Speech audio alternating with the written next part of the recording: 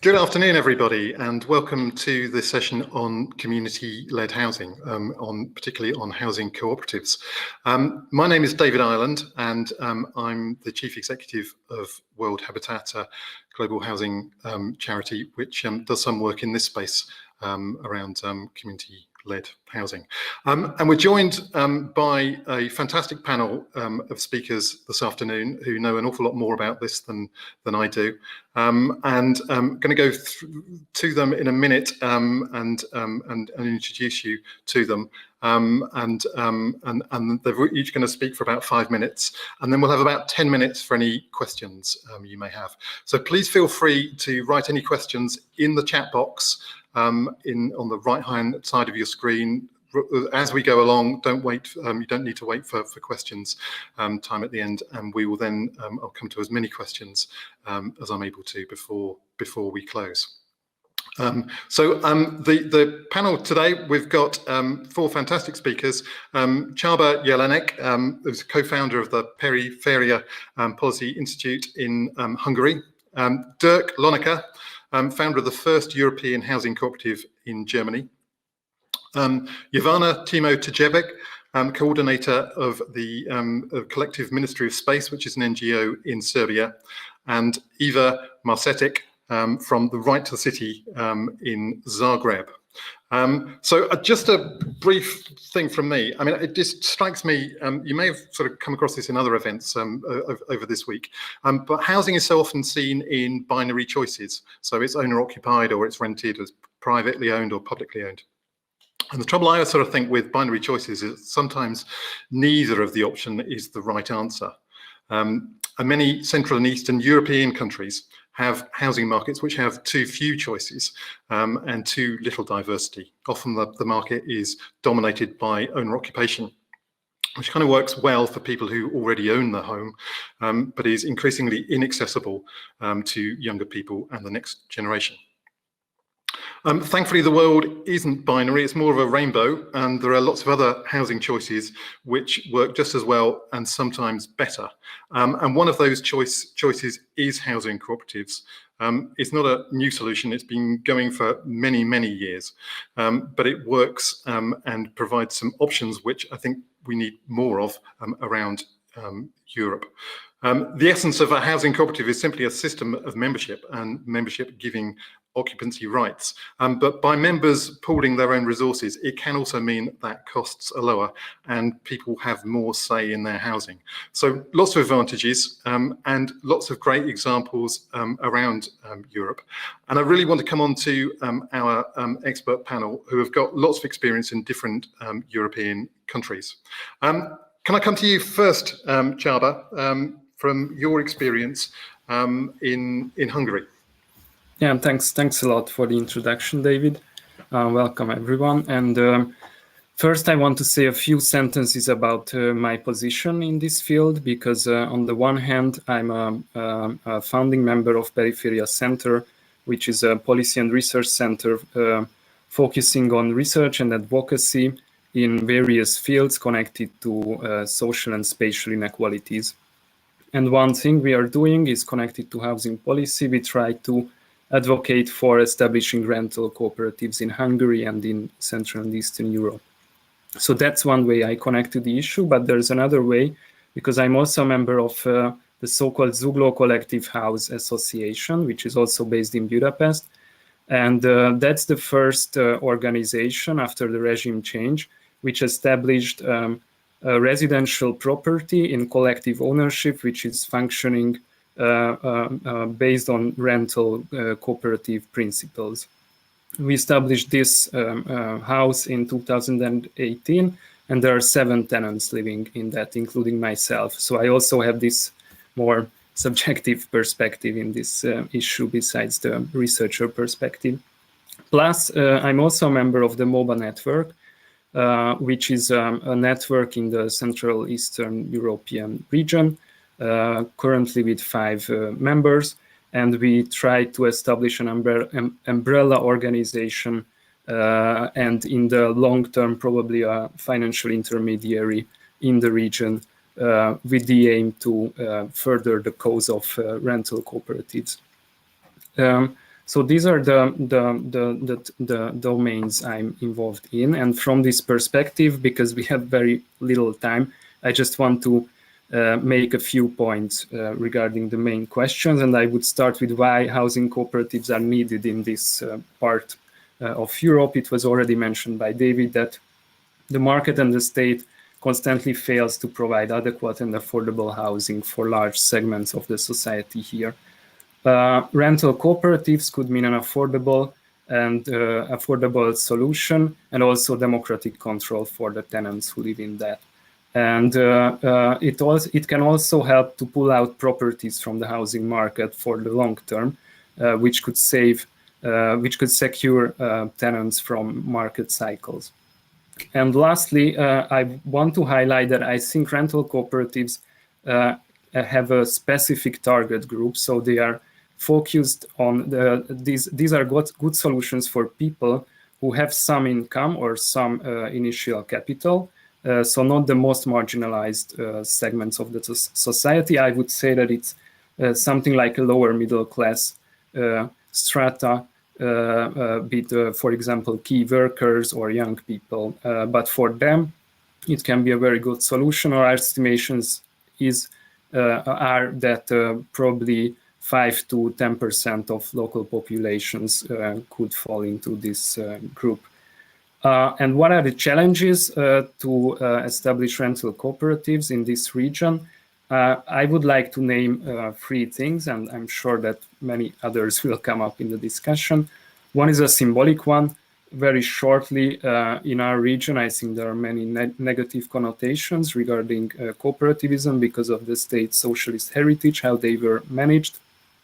So I think all of us have this challenge to overcome these negative connotations and somehow rebrand what a cooperative can be and how it can be truly democratic. The second one is a legal challenge because in the region there are many old, so to say, old housing cooperatives, which are in effect operating as condominiums fully based on market principles. And what we try to do are these new cooperatives, which are more democratic and less exposed to market cycles, and where the non-profit nature is in the focus. And the challenge is that the existing legal frameworks are based on these market-oriented institutions, and somehow we should fit our projects into these existing frameworks. So I think there's a huge need to create new legislations which make legal space for these new, more, let's say, non-profit cooperatives. And the third challenge is a financial one, and for me that's the most crucial. We had to suffer a lot to fundraise for our pilot project in Budapest because there are no existing loan products on the market, no financial solutions which would provide loans for such non-profit purposes with a low interest rate and with long maturity. And here I mean 20 or 30 years, which are existing market products in Germany or Switzerland or in other parts of the world, but not in Eastern Europe. And a huge chunk of our work is to convince market actors in this region to create new financial products. And for that, I think the biggest challenge is to convince them that their existing risk assessment protocols are not working in this case. They see these kind of investments as more risky, but in other parts of the world they are seen as less risky because risk is spread out among different households, and it's very different to what they're used to. And what could be the solutions? Again, very quick points. What we did in our case in Budapest, we collected direct loans from individuals, and we worked with a much higher ratio of own capital than it is than the usual ratio in Germany or in Switzerland. Plus, we made a hybrid legal structure, so it's not, we are operating basically two institutions which are combined. So it's both non-profit and for-profit. And that's, so we had to make up a complex system to make it work. A second possible solution is MOBA, and I think regional cooperation could be a key for our success. MOBA, the basic idea of MOBA is that we pull together different small organizations working on the field, and we try to exchange know-how, but also create a platform or an institution which can cooperate with larger actors in the sphere, either financial actors or governmental actors. And I'm sure we can talk about it later. I should wrap up, right? You could, yes. Thank you very much, Csaba. That was fantastic, and some really interesting challenges which I want to come back to, and it'd be interesting if other people come up with other ones as well. I'd like to move on now to Dirk Lonecker, founder of the first European housing cooperative in Germany. Dirk, I think it's not just Germany, is it? I think you are helping develop projects in Finland and Latvia as well. Yeah, that's right. Dear David, dear all, thank you for the possibility to share our thoughts and experience about cooperative housing in Central and Eastern Europe countries. The relevance of cooperative society is obvious. In Europe, more than 120 million people are members of a cooperative. More than 160,000 co-ops employ almost 6 million employees. The importance of LIM is right now, let me say, a bit lower. In May 2018, we started with 37 foundation members from 4 European countries. We had an increase to 47 members in 2019, 36 members in 2020 from 6 countries, and currently we count 99 members, which are located in 8 CEE countries. Our youngest member is Lisa. She's born in August, and our latest member joined us today. What's the reason to found a cooperative, you will ask yourself.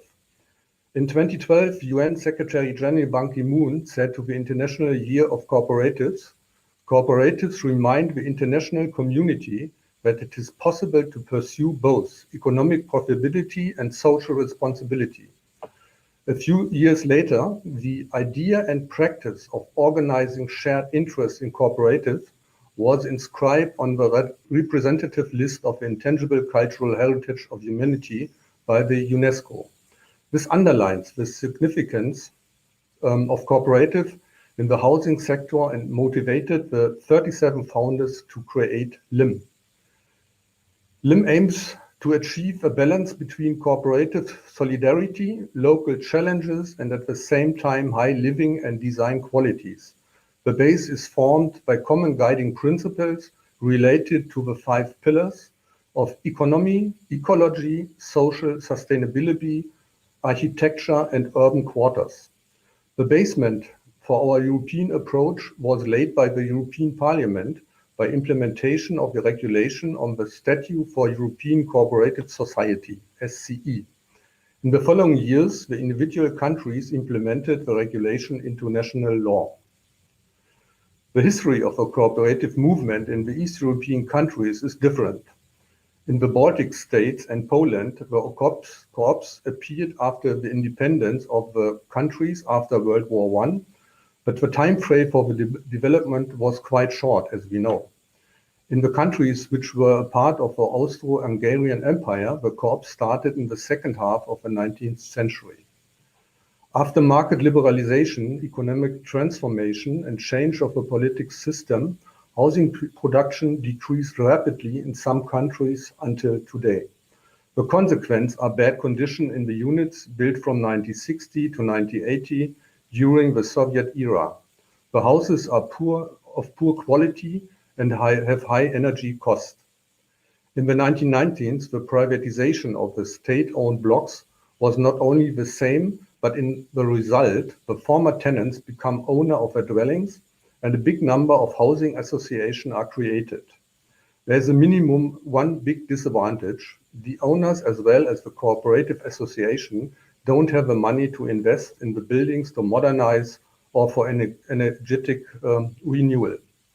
All in all, there are 2 lacks in the housing market in most of the Eastern European countries. A lack in the quality and the energy efficiency, and a lack in the availability of dwellings. Especially in Poland, the country has one of the lowest rates of units per inhabitant. The first LIM housing projects is just finished. 40 members moved in their new homes in the southeast of Berlin. The next project just got its building permission. We plan to create a new cooperative community with 135 dwellings in the city of Jelgava, Latvia. Furthermore, we negotiate with the city of Helsinki for a plot, and the latest vision from a new member is to create a student village in Sofia, Bulgaria. In contrast to the national or regional cooperative type of the housing market, LIM is characterized by its European competence. It can initiate cross-national initiatives and at the same time realize construction projects with local partner organization or manage them with general rental agreements. As you see, LIM is very motivated to launch more projects, but we see a major problem: the financing of our plans and visions. The banking industry and the regulation is different to the German market, and the interest rates is partly much higher. Therefore, we asked the EIB and CEB to finance the projects in Latvia and Finland. The answer was as follows: LIM is too young and too risky. The projects are too small. Minimum loan should be 100 million euro. Thank you for listening, and look on lim-coop.eu for more information. Dirk, thank you very much. And I'm interested to come back to some of your points. Interesting how finances have come up again as a major issue in your experience as well. Jovana, if I can come to you, Jovana Timo-Tijevec, who is coordinator of housing at the Collective Ministry of Space in Serbia, which I think, as we said earlier, is not, as the name may sound, a government agency, but an NGO. Jovana, can I hand over to you? Thank you, David. Yes, I come from the Collective. It's an initiative, the Ministry of Space, and maybe, yeah, I will talk from the point of our experience and our scope of work, research and policy analysis. So I will maybe put some more emphasis on the challenges and the context in which we talk about the cooperatives in Serbia. And I'm afraid that we are more of this, what David, you mentioned at the beginning, the binary options. So Dirk, many of the processes that Serbia and the whole Yugoslavia region went through, which is a quite radical shift in both the narrative and policies in housing. So from the socialist era and the collective responsibility for provision of housing, we went with a really fast lane into the commodification of housing and even financialization. And just to paint the picture, I would say that Serbia is among maybe the highest rates when it comes to the ownership, private ownership over housing stock. We have maybe something over 98% of housing stock in private ownership.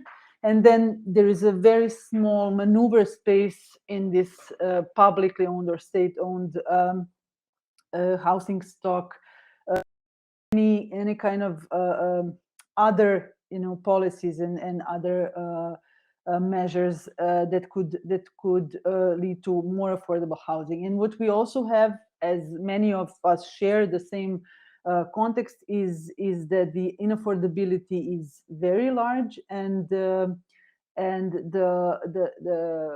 options and the solutions for housing are shrinked. And what we have, for example, when it comes to cooperatives, I have to say that I think somebody already mentioned there is representation or the perception of cooperatives, especially coming from the state, for example, as something that is profit-based. So, and that is how it in fact treats the cooperatives. So yes, for example, in Serbia, there is a law on cooperatives from 2015. It recognizes housing cooperatives, but first of all, it only recognizes on a level of general conditions. and it does recognize a special protection, but in fact, in reality, it does not support housing cooperatives in any way. Unlike the few cooperatives housing that still exist, that are more oriented towards profit, I have to say that like a guiding light or the pioneering initiative in Serbia, and also part of the MOBA network, is actually Who Builds the City. I'm sorry that they're not represented here, but they're actually really the pioneering initiative that here is attempting to promote and to realize the contemporary housing cooperative that is actually based on the collective ownership of apartments. So on the one hand, it prevents the speculation of the apartments that are built, and it of course lowers the price and increases the affordability of such apartments. As Csaba also mentioned, I think it is important to say that because in Serbia there's like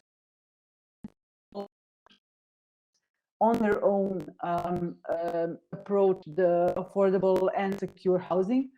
Of course, the housing cooperatives cover only a part of this percentage, but it is ever needed as a solution, just as one of the measures to diversify the housing solutions in Serbia.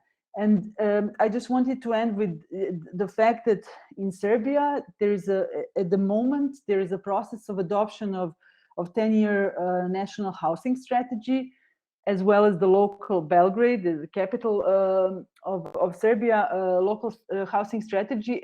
Both Ministry of Space and Who Builds the City, the cooperative that I mentioned, we are trying to be a part of the process in terms of to influence in a way. But from what we see on the paper, on the proposals for these strategies, for both of them, they just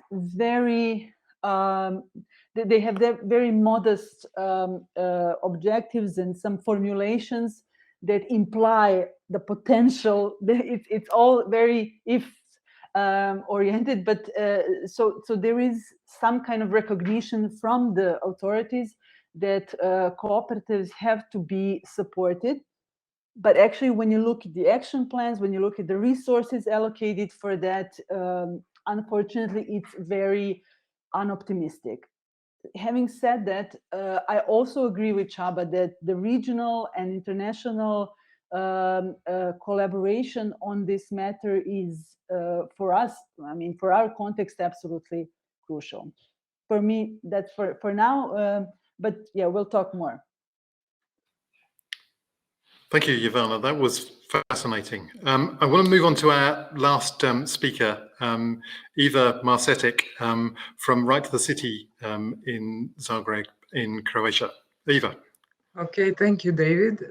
And thanks to all of the speakers that came before me, especially what I'm going to talking about the context from which I come from has already been kind of explained by Csaba and Jovana. We are actually in the same, more or less in the same boat, and that's why we all kind of created this MOBA network that we have been talking about, which is an idea to come together and to actually try and understand how we can diversify our housing solutions in a way. What we have done here in Croatia, together with our partners, regional partners, was also to we worked on models of financing or understanding the models of financing such an endeavor, which would be kind of a cooperative housing.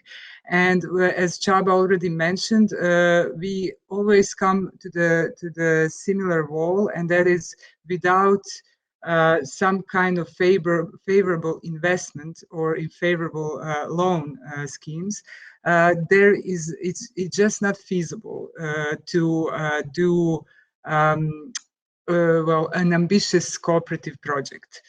so to say. But what we here in Croatia, when we are working on and advocating for housing corporates, and what I strongly believe is that we need, in a sense, some public entities to come into the story and to become partners in this sense, or to create what actually we lack in a sense, to create housing institutions, housing provision institutions, which we have through these 30 years of privatization. We have lost this knowledge that was present here, of course, in order to build so many housing units as these countries have built public housing units.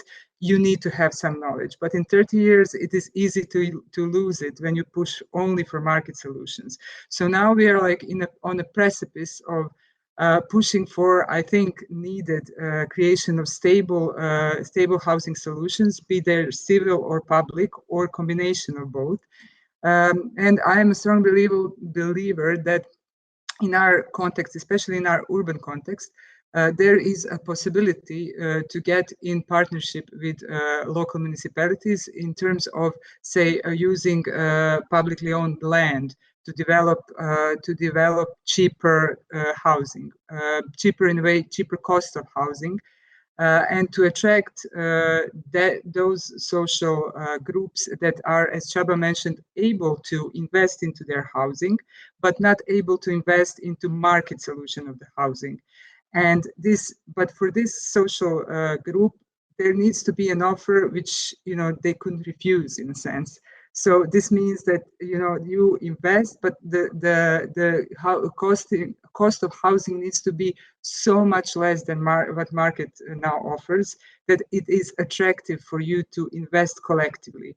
So in a sense, there needs to be some kind of security, that is something that is promised, a security that is promised, and I think this security comes from creating some kind of institutional promise, if you want. There needs to be a creation of this trust between kind of a public and a civil organization, in that sense, if you want to jumpstart these kind of projects. My context here in Zagreb is somewhat specific as I talk to you now, because from spring this year we have a change of city government, and in the political program of this new kind of new city government, there is a promise of developing housing cooperatives, or some kind of mixture between CLT and housing cooperatives, to develop models of doing this. And there is a strong promise that this is something that is going to be pursued. So I listened yesterday, for example, somebody from a representative from European Investment Bank saying that most of the money they invest into Western Europe when it comes to housing solutions, and that they lack partners in Eastern Europe. So I don't know, my kind of hopeful thought would be that there is possibility of creating stable partners on this side of Europe, in order to develop pilot projects, to develop knowledge about how to build this kind of housing solutions. Again, I think there needs to be public investment or public kind of guarantee that these things are going to happen, especially when we think about, which is a problem in all of Europe, not just here, that a lot of public resources are invested into individual market solution housing. That is like loan subsidies and different kind of subsidized housing through actually pushing people to enter financial market. Or financial to have financial products, both. So I think that this in Croatia we have invested millions and millions in the last 20 years into these non-sustainable kind of solutions. So there is space to advocate for diversifying this investment, this public investment, into something that is sustainable. And I very much appreciated what Dirk was, the numbers that Dirk actually mentioned about 6 million, if I remember correctly, employees in the so to say, cooperative housing industry. So there is an economical value in this situation, and something that should be of interest to public entities or governments in our cities and states. So yeah, I would strongly advocate for kind of this never forgetting the public resources aspect of this whole story, especially in our context. I will finish there so we have more time for questions. Thank you. Brilliant. Thank you, Eva, and thank you all of you.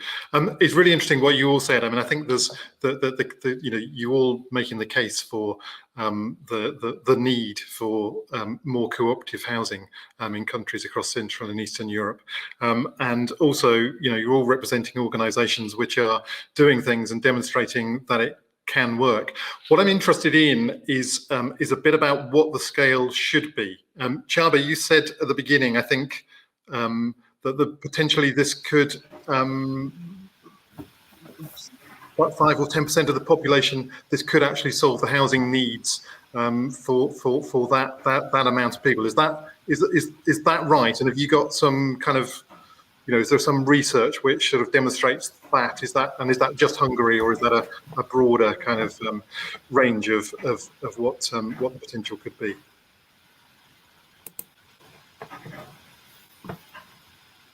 Can you hear me?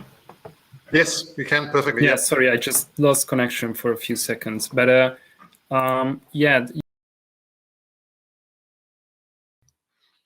All right, we've lost Csaba for a second. I can maybe jump in into before Csaba comes back, because we did this calculation together. Yeah, it's a calculation that is regional kind of calculation, and which has a lot to do with statistics. Like nowadays, we usually talk about some 90 to 98% of housing in our countries being privately owned, which is kind of a statistical error or something like.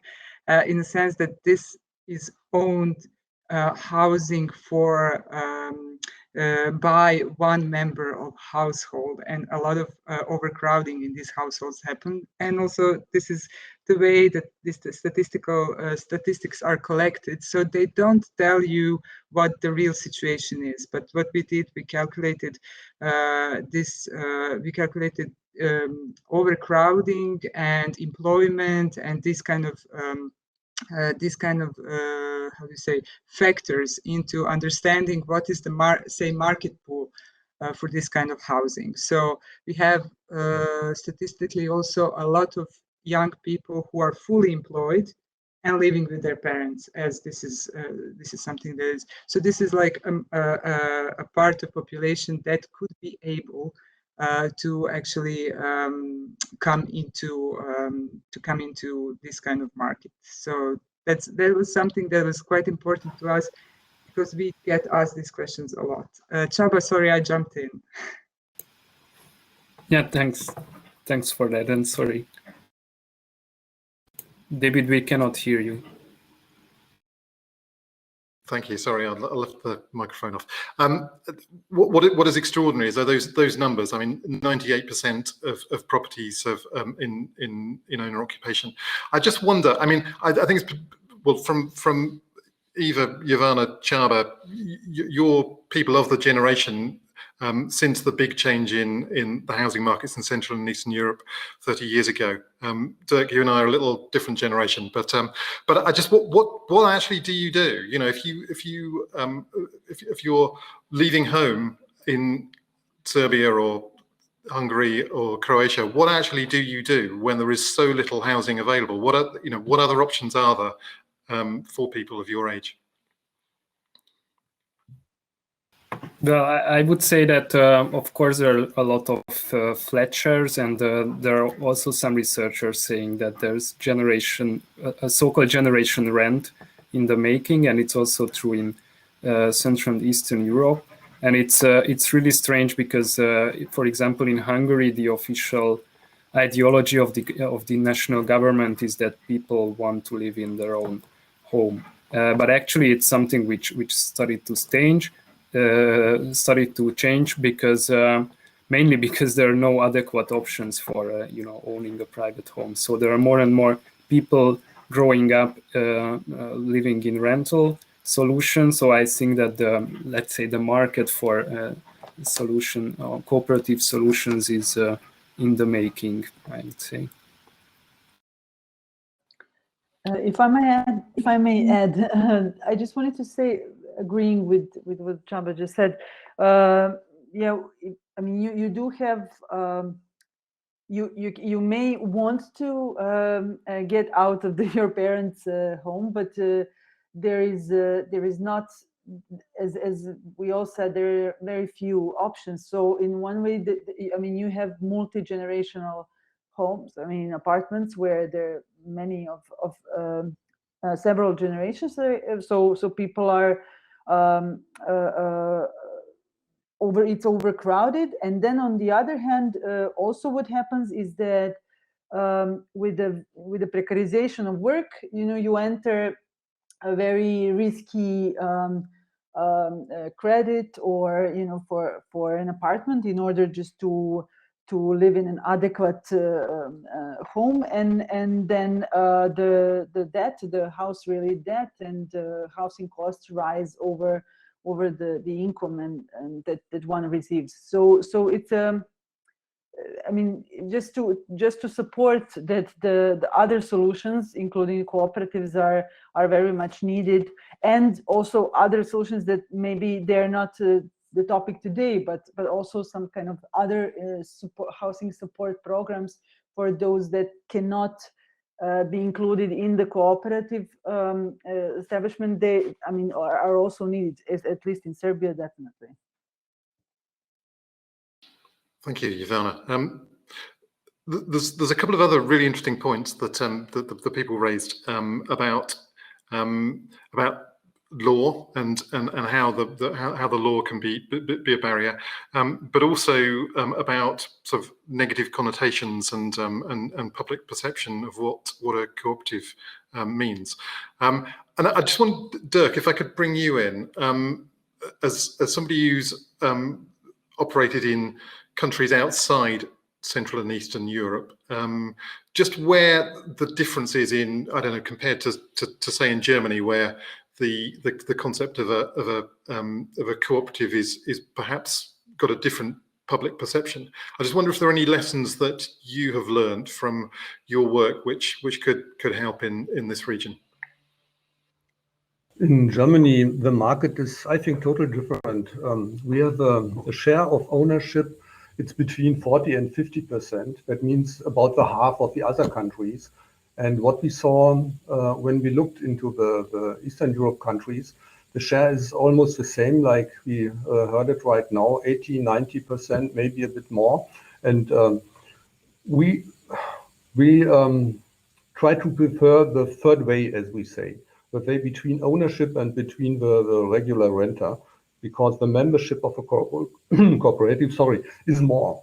And what we need, if we go outside, is a rental law. And what we saw in concrete in Latvia, right now there is no rental law. So and that's difficult too. If you have only ownerships, you don't need a rental law, but the rental law is necessary for a renter.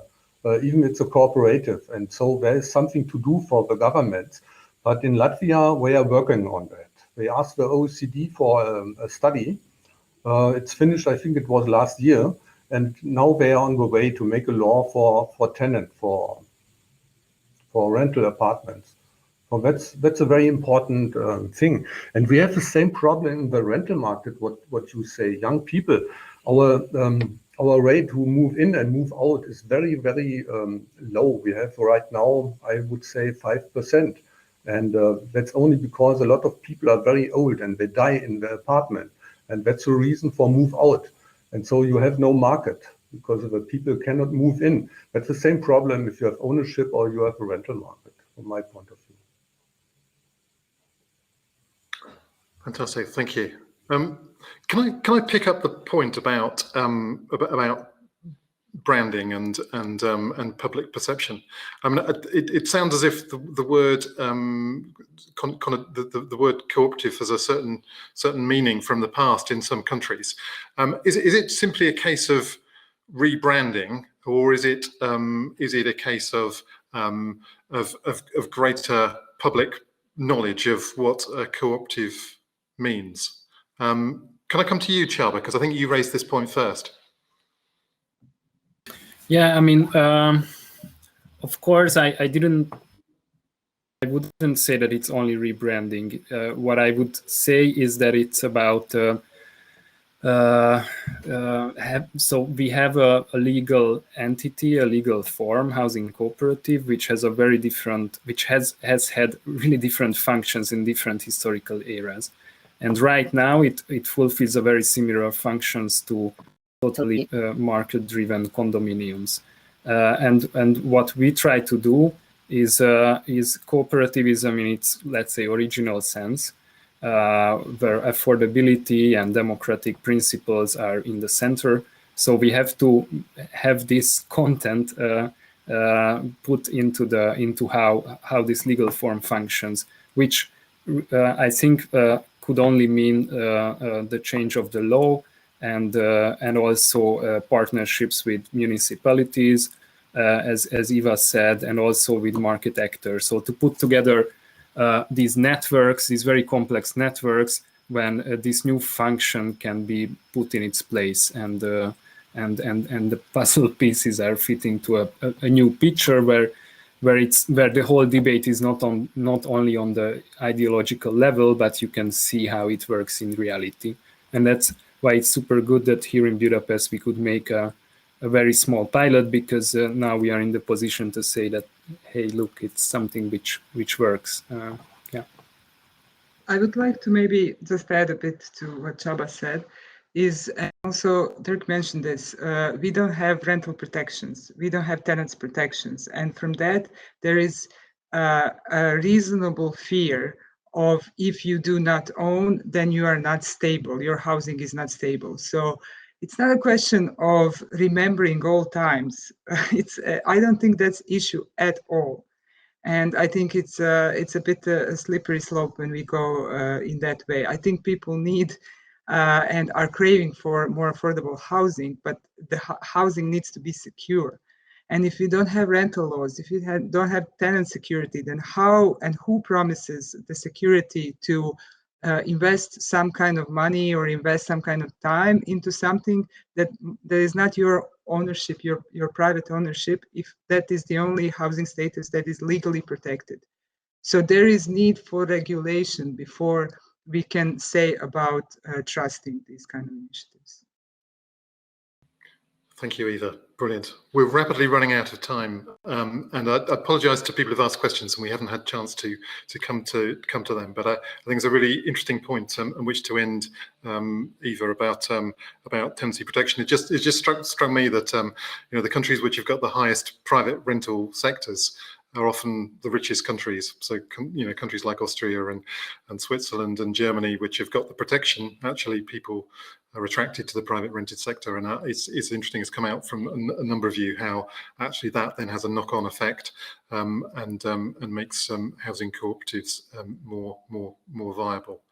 I don't know whether there's any last points I haven't quite got a chance for another question, but just anybody who's got a last positive point about how it is worked in their country. We've got about a minute.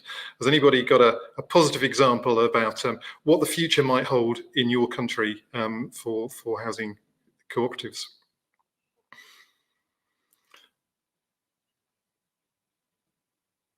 I think we kind of mentioned that in terms of building new kind of institutions and believing that we can do it. And there is a question about what can European institutions do? Well, yeah, find partners where they are partners and they are partners, and work in investing into the region in that sense, and also help with certain know-hows to redevelop our housing provision institutions. Yeah, and maybe I would continue this line of thought, and also reacting to Bea's question, like I think one really crucial thing would be to have European institutions make these kind of smaller pilot projects, which Dirk also mentioned, that there's a certain limit that over or below certain million they wouldn't invest into these things. But unless they wouldn't invest in the first case to make some pilots, then there wouldn't be any new institutional build up for such solutions. So I would say on the one hand, we need local governments and national governments to re-regulate this whole area, and also these larger institutions to deal with smaller cases with the perspective that they will grow in the future. Thanks, Csaba. If I can put one more on it.